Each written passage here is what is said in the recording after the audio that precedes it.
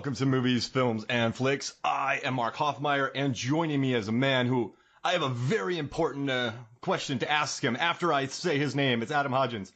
Oh, all right, I'm ready for this question, Mark. Okay, so when you do breakfast for dinner, have you ever eaten pancakes and left the pancake eating feeling good about yourself?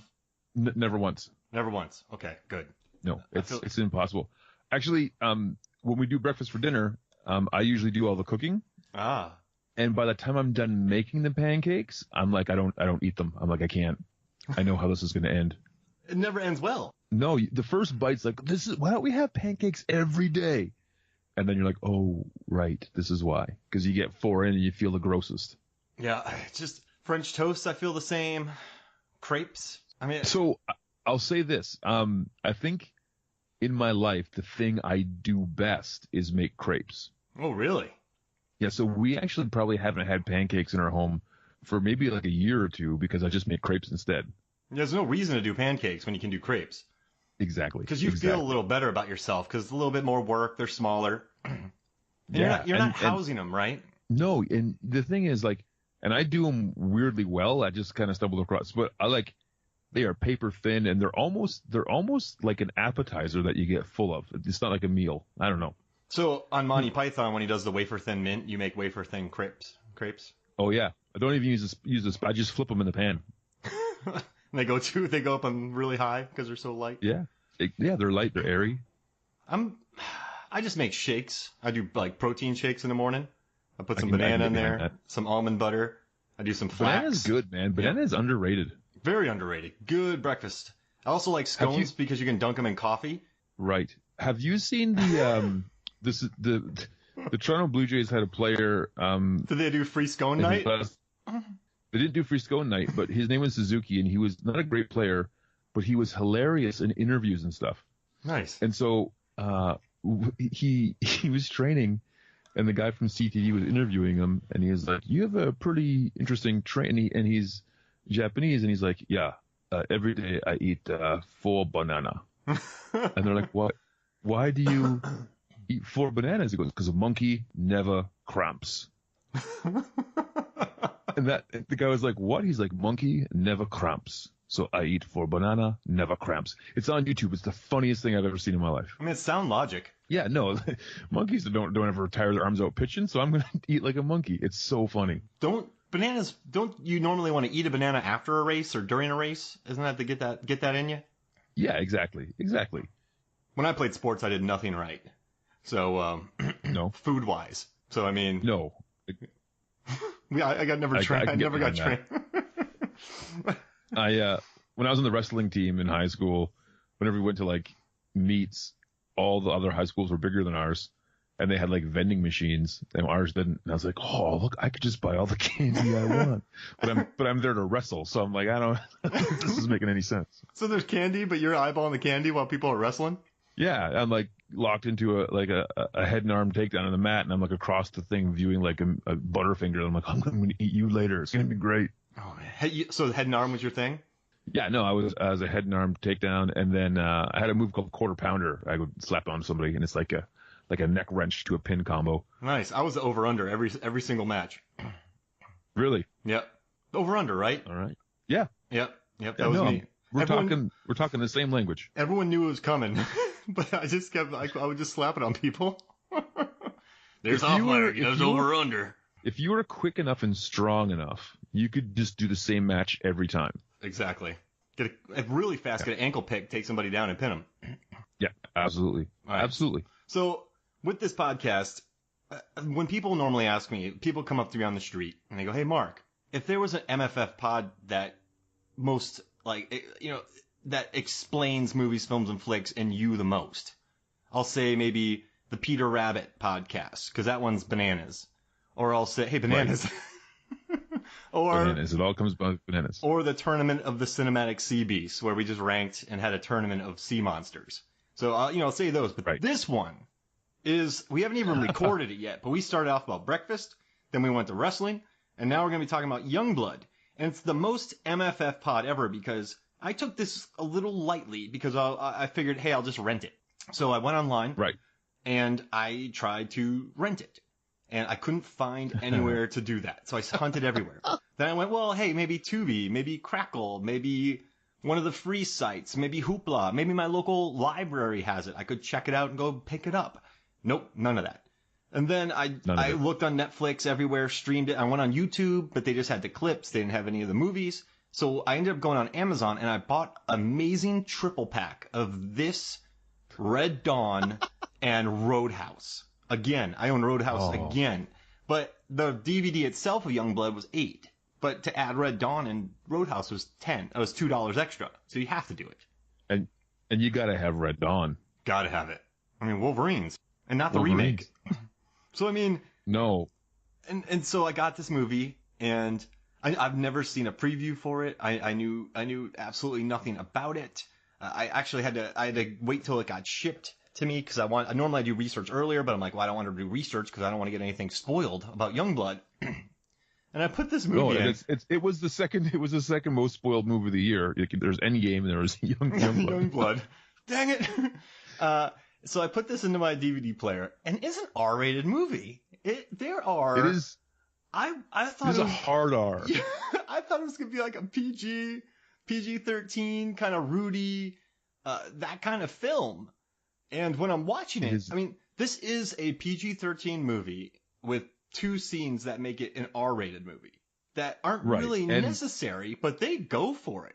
No, and I would say in the scenes that make it an R-rated movie,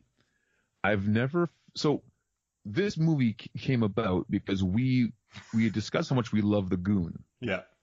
Like that movie, The Goon. And so we were like, we should pod about The Goon. But then we were like, we almost love it too much to do an honest pod about it. Yeah. Like, we're just going to sit there and just kind of like swoon over how good The Goon is. And then say, and then that scene? Yeah. Oh, exactly. And so I said, well, Mark, why don't we do Youngblood, because it's a movie that takes place in the same hockey league, like years before, but the same level of hockey, and kind of some of the same places. Like they play Hamilton and they go to Thunder Bay, like they both have rivalries in Thunder Bay. And I hadn't seen this movie since like 88, 89 when my older sister rented it and let me stay up later and watch it with them. How old were you when you watched this? I think I was 9 years old. Oh my gosh, that must have been awesome. I was like, this is the greatest movie I've ever seen.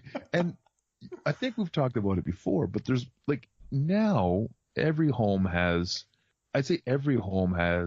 a substantial home video collection, which wasn't a thing in the 80s and early 90s. And like you'd have one or two, like everybody had E.T. on VHS and maybe Aladdin, but there wasn't Jurassic Park, but it wasn't like having a home video collection, and there wasn't any streaming services, and so it was just fun to watch a movie. It didn't matter what it was. It was just like, oh, I get to watch a movie. This is a good experience. And so I just remember being allowed to stay up and late and watch this movie. That was definitely an R-rated movie, and I was like, this is blowing my mind.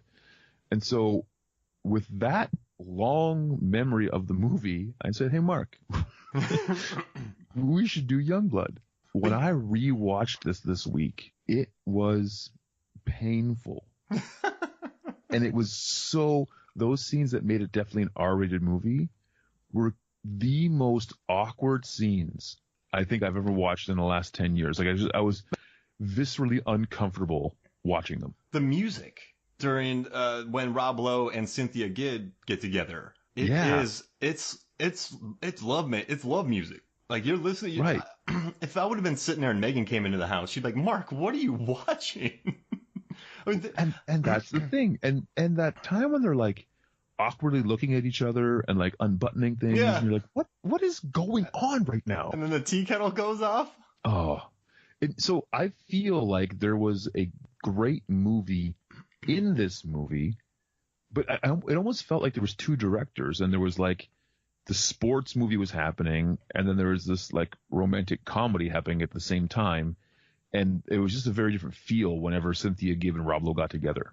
So I paused the movie, and I looked at the box, and I turned it around. I was like, oh, it's R-rated. I did not realize that. I just thought I thought it was just like a Rudy type, like like a Teen Wolf like a feel-good sports movie. Yeah. Yeah. And then there's this, like you said, it's like Superman 3, right? Didn't the director, the guy who did 1 and 2, he got kicked off, and then another guy came on. Well, that was part 2. So he did 1, and he filmed 80% of 2, and then they brought in so it was Richard Donner, and then they brought Richard Lester in to fix it or to finish it, and it became a weird combination of those two things. It was like bird double takes, and so this movie. But I liked. So I read the Ebert review, and Ebert really liked the authenticity of how it felt, and that's what I liked, because they filmed in these ice hockey rinks that it looks authentic. This movie, it does a very good job doing that. And so I would say, for me, this is the most nostalgic movie I think ever watched, because only I'd say most movies take place in New York, LA, or they try to look like they take place in New York or LA. It's like mid-Ontario, where I grew up. So even the lottery stickers on the door, when he went to that little convenience store, that looked like every little convenience store I ever went to as a 9-year-old kid to go and buy candy. That's what it looked like. Yeah. Those hockey arenas, those signs, it was just my childhood on the screen. How about those 2 signs up about Patrick Swayze? Patrick Swayze and Keanu Reeves are in this movie with Rob Lowe. But what about those signs that they made about Swayze at that one hockey rink? There's no signs in this movie. And then there randomly is 2 people holding signs that I was like, what? Did they just what is? Oh wait, so the signs were, let's see. I don't something about Patrick Swayze, these team are like a bunch of bitches, and then they said that Sutton, I hate saying the word nowadays, but the sign says Sutton is a fag. And you just I saw it and I went, what is that? But there's no other signs like that in that movie. Those signs could have been taken out completely. But that's because it was Thunder Bay, and Thunder Bay was supposed to be the bad, rough town. Oh. And even if you notice, in the arena in Thunder Bay, there was no plexiglass. It was metal railings to make it look more like a prison. Oh, is that what Thunder Bay was like? Yeah. So that arena that they shot in or tried to recreate, that was the first place I went and saw wrestling. And so I was like, oh, it's all coming back, because Thunder Bay was 45 minutes from my hometown. Yeah. So we would go and watch for birthday parties. We'd go watch this level of hockey as a birthday party event. Got it. So there are some good players who got called up to the show. Yeah. Nice. No, it's for sure. They would play St. John's sometimes, and I was like, that's the team that Doug Glatt played against, right? So it was nice, just hammering people. Yeah, exactly. So again, the weirdness of the coach fighting with the fans and just the raunchiness of that hockey culture, that was 100% what it was like. Oh, I love that. See, I thought there was some definite, I like their scenes sitting together drinking beers. I like the stuff that they did at practice, the way they talked to each other. I thought that that really worked. It was the love story that they kind of ham-fisted in there. And some of the comedy too. So they're on a date and there's an ice skating ref and he's like, woohoo, hee, and he's chasing them around. And then he goes smush it into a cake. Right. And I was like, what movie is this? Exactly. It felt like something out of an Ernest movie. And I wrote, so my note during that, the scene, I wrote, this is the most sex scene music ever. It is. It really is. Also, now I don't know, maybe you and I have different tastes. I don't know, Mark. But when he's on a first, it's not even a first date. It's a weird meet cute. No, I'd say their meet cute is when he's wearing just his jockstrap in the hallway. Yeah. And then they have the long bun shot. Right. Of the Lowe. So he meets the girl, but then he meets her outside the theater, and then they walk, instead of going to the movies, they walk to a corner store where he buys a very risque novel, but sneaks it out. And I was like, if I was on a first quasi date